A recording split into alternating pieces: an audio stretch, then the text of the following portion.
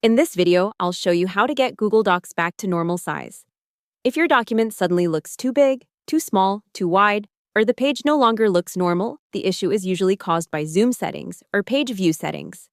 In Google Docs, you can fix this by adjusting the zoom level, switching the document back to Pages mode if needed, and turning print layout back on when the page view looks unusual.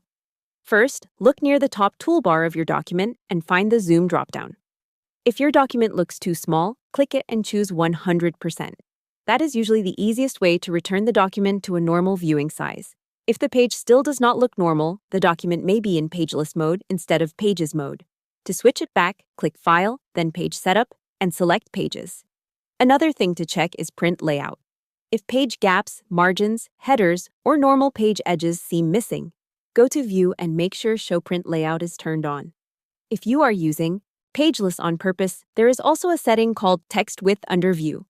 So if the document feels too stretched or too compressed, changing text width can make it feel more normal without switching out of Pageless mode.